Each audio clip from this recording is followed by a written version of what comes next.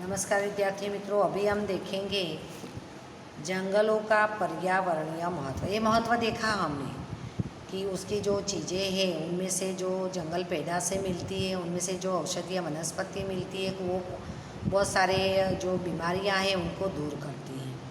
अभी हम उसका पर्यावरणीय महत्व वो भी आप चौथी पाँचवीं कक्षा से पढ़कर आए, यानी पर्यावरण से संबंध में ये जंगलों का पेड़ों का क्या महत्व है। तो जंगल आप सबको तो बहुत ही कॉमन है कि वो बारिश लाते हैं, क्योंकि पेड़ होते हैं, वहाँ नमी की मात्रा अधिक होती है, वातावरण ठंडक होती है, तो वहाँ बारिश अधिक होती है, तो जंगल बारिश लाते हैं। बाद में वातावरण को विषम बनने से रोकते, क्योंकि हमने देखा कि पेड़ के पत्ते हैं उनमें नमी संग्रह ज़्यादा करते, तो वो वातावरण में ठंडक रखते हैं, यानी ज़्यादा गर्मी नहीं लगती है, तो वातावरण को विषम बनने से रोकते हैं। प्राणदायी गैस ऑक्सीजन की पूर्ति करते हैं, कि हम सब जानते हैं कि हम अपने श्वास में हमारी प्राणवायु ऑक्सीजन लेते हैं और कार्बन डाइऑक्साइड मुक्त करते हैं, और वो कार्बन डाइऑक्साइड जो हम मुक्त करते हैं वो जहरीली गैस है, प्रदूषित गैस है, वो पेड़ लेते हैं और हमारे लिए जो प्राणवायु रूप ऑक्सीजन है वो हमें देते हैं। तो इस प्रकार वो ऑक्सीजन की पेड़ पूर्ति करते हैं और हवा को इस प्रकार शुद्ध भी करते हैं। जंगल बाढ़ पर नियंत्रण करने में मदद करते हैं। अभी बारिश के मौसम में हम आए दिन सुनते हैं यहाँ पर बाढ़ आई, इतना जान हानि माल हानि हुई, बहुत सारा नुकसान हो जाता है। अगर पेड़ जहाँ पर ज़्यादा है, पेड़ों की हार माला है, तो वो जो पानी का बहाव आता है उसको रोक लेते हैं और वो बाढ़ पर नियंत्रण कर सकते हैं। बाद में कार्बन डाइऑक्साइड जैसी हानिकारक गैस का शोषण करते, जो अभी मैंने आपको पहले बताया कि हम जो कार्बन डाइऑक्साइड मुक्त करते वो अपनी श्वास में पेड़ लेते हैं, तो इस तरह वातावरण में हवा का जो बैलेंस है वो बन जाता है कि हम कार्बन डाइऑक्साइड निकालते, वो पेड़ ले लेते और पेड़ जो ऑक्सीजन निकालते वो हम लेते, तो इस तरह बैलेंस हो जाता है और हवा शुद्ध हो जाती है। जंगल भूमि के कटाव को रोकते हैं। अभी पेड़ जहाँ अधिक है तो पेड़ की जड़ें वो ज़मीन के बहुत अंदर तक रहती है, तो जब बारिश होती है तो नहीं तो पानी के साथ वो मिट्टी चली जाती है, लेकिन ये जड़ों के साथ मिट्टी रहती है, जकड़ी हुई रहती है, तो जो वनस्पति की जड़ें हैं वो मिट्टी को जकड़ कर रखती है, तो वो ज़मीन का कटाव को भी रोकती है। जंगल भूमिगत जल को संरक्षित करते हैं।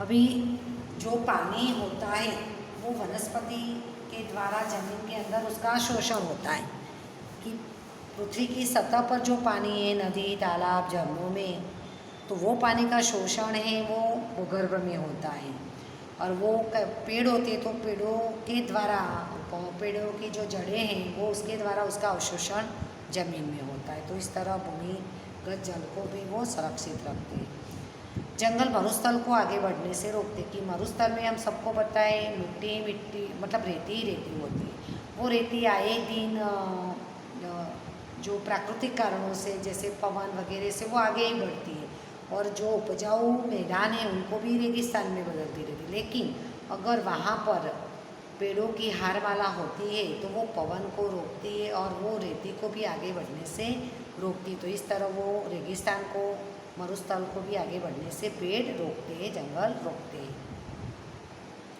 वायु प्रदूषण कम करने में जंगल उपयोगी, जो अभी आगे ही बताया कि वो ऑक्सीजन निकालते और कार्बन डाइऑक्साइड लेते हैं, हम ऑक्सीजन लेते और कार्बन डाइऑक्साइड हम बाहर निकालते हैं और वो ले लेते, तो इस तरह वो हवा का प्रदूषण कम करते हैं।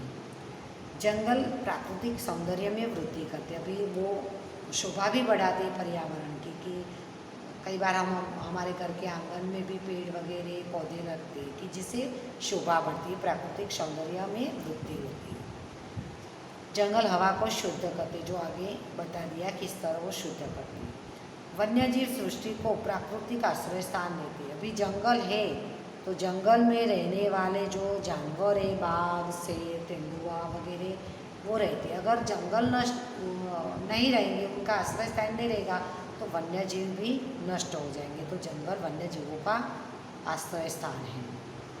जंगल साहसिक पर्यटन प्रवृत्ति के लिए आदर्श स्थल है कि कई लोग घूमने फिरने जाते हैं तो कई बार ऐसे जहाँ पेड़ पौधे रहते हैं तो वहाँ वो स्थल को पसंद करते हैं।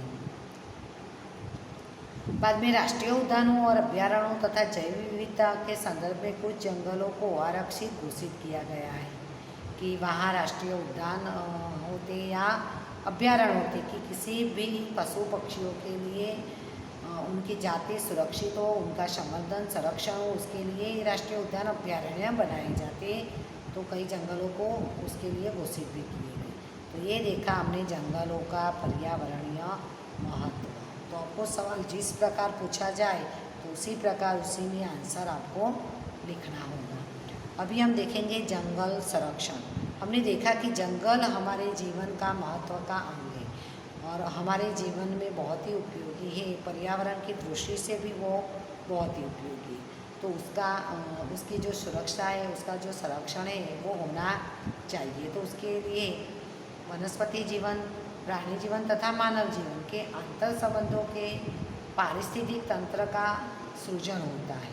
वनस्पति, मनुष्य और प्राणी, ये सब तीनों जो है वो हम बोलेंगे सजीव सृष्टि का ही अंग है और एक दूसरे के पूरक है।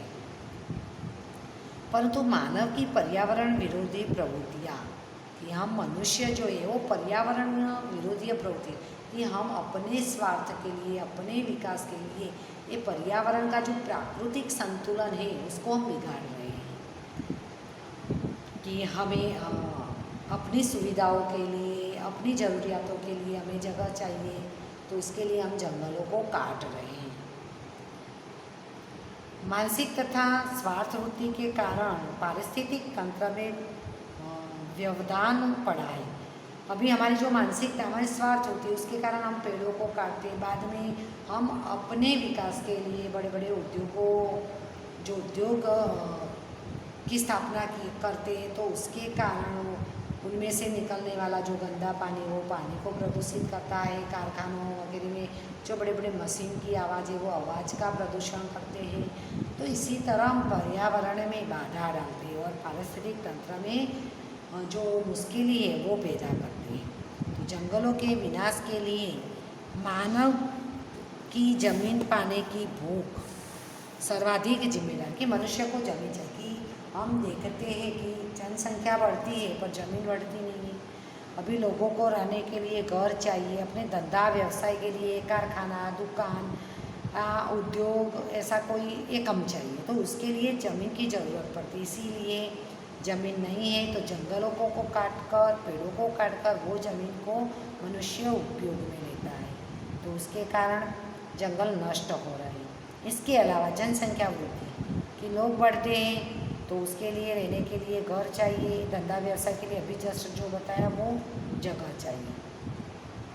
उद्योगों को आवासनीय क्षेत्रों से दूर ले जाने की नीति। अभी अगर उद्योग आवास वाले क्षेत्र के पास रहते तो उद्योग में से जो प्रदूषित हवाएं निकलती है, पानी है वगैरह का जो असर है वो मनुष्य पर होता है। इसके कारण सरकार की नीति है कि औद्योगिक एकमों को आवासों से दूर बनाए जाए, जिसके कारण उनमें से जो गंदी हवा निकलती है तो मनुष्य के स्वास्थ्य पर उसकी विपरीत असर न हो। जो गंदा पानी निकलता है उसका भी मनुष्य उपयोग न कर पाए अगर वो वसाहतों से दूर है। तो बाद में उद्योग कारखाने में से जो आने वाली आवाज़ है वो भी मनुष्य को डिस्टर्ब न करे। तो वो नीति के कारण उद्योगों की स्थापना मतलब मनुष्य वसाहतों से दूर की जाती है।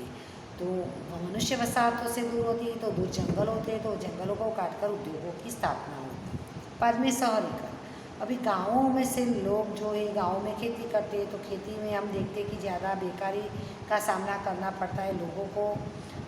अपना जीवन स्तर है वो ऊंचा चाहिए, इसीलिए गाँवों से लोग शहरों में आते हैं, तो उसको बोलते हैं शहरीकरण। अभी शहरों में आते हैं तो शहरों में गाँव में से आए हुए लोगों के लिए बसाने के लिए घर की सुविधा है, बाद में गटरों की जो सुविधा है वो सारी सुविधाएं बढ़ानी पड़ती है। तो उसके कारण भी जो ज़मीन है रहने के लिए घर तो ज़मीन चाहिए, बाद में गटर वगैरह से पानी का प्रदूषण वो समस्याएं बढ़ती है। बाद में बहुउद्देशीय योजनाएं, कि बड़ी बड़ी नदियों पर बांध बांधे जाते हैं,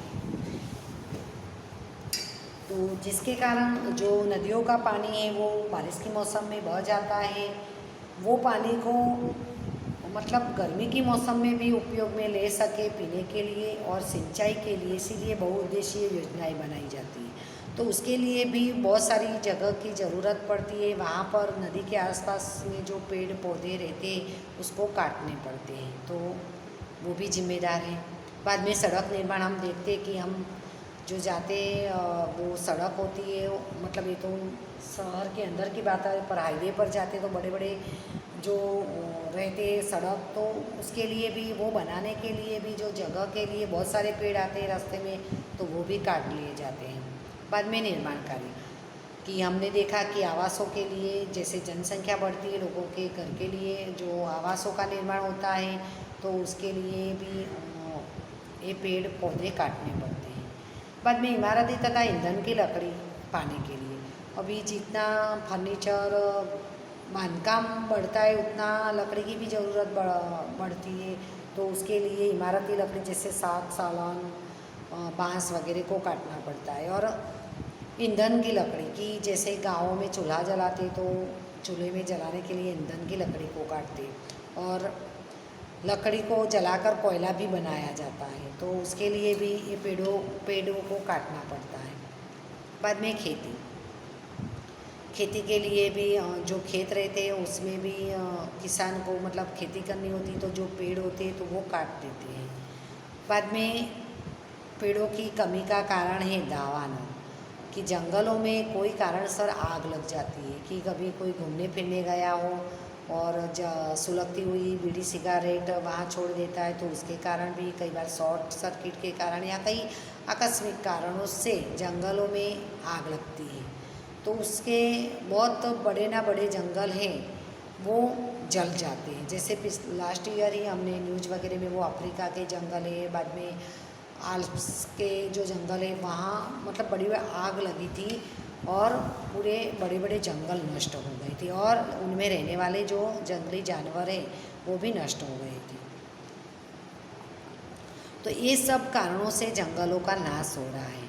आपको छोटे प्रश्न में आए कि जंगलों का विनाश या पेड़ नष्ट क्यों हो रहे हैं, तो उसके लिए हमें सब कारण बताने हैं।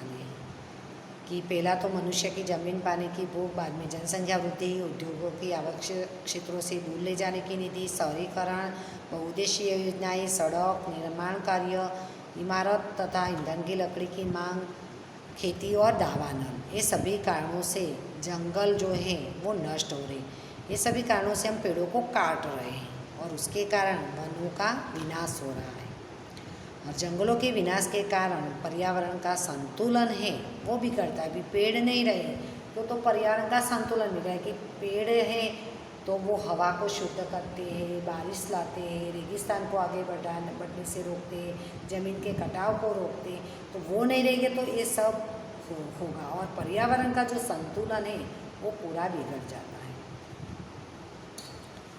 तो जंगलों का विनाश होने से पर्यावरण पर बहुत विपरीत प्रभाव पड़ते हैं, जैसे कि वर्षा की मात्रा कम हो जाना, बारिश कम हो जाएगी, पेड़ नहीं रहेंगे तो वहाँ का वातावरण गर्म रहेगा तो बारिश नहीं होगी, बारिश नहीं होगी तो अकाल का सामना करना पड़ेगा। बाद में ग्लोबल वार्मिंग है कि वैश्विक ताप वृद्धि, हम आए साल देखते हैं कि हर साल देखते हैं कि इस साल तो बहुत ही गर्मी हो रही है, तो ये पूरे हमारे देश की समस्या नहीं, पूरे विश्व की समस्या है, जिसको हम वैश्विक ताप वृद्धि भी बोल सकते हैं, कि गर्मी की जो मात्रा है वो बढ़ती जाएगी। और पेड़ जैसे हम ज़्यादा काटेंगे तो ये गर्मी है वो आने वाले सालों में और भी अधिक हो सकती है।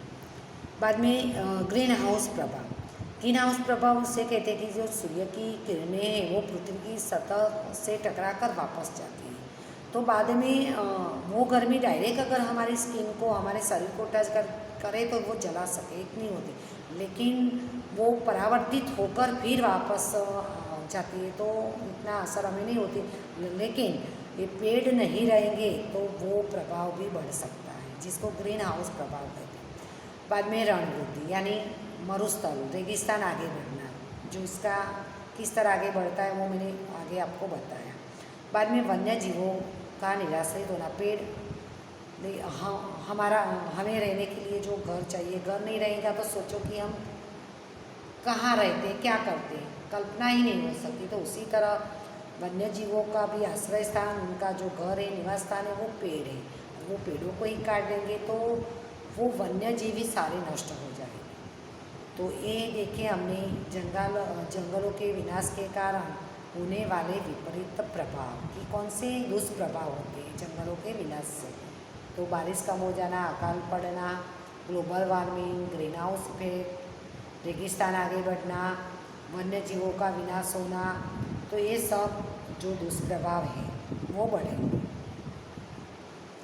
अभी ये सब देखते हुए कि पेड़ हमारे जीवन में कितने ज़रूरी है, उनकी सुरक्षा होनी आवश्यक है, वो देखकर 1952 की राष्ट्रीय नीति के अनुसार 33% भौगोलिक विस्तार वनाच्छित होना चाहिए। कोई भी प्रदेश है वहाँ पर 33% पेड़ होने चाहिए, जंगल होने चाहिए।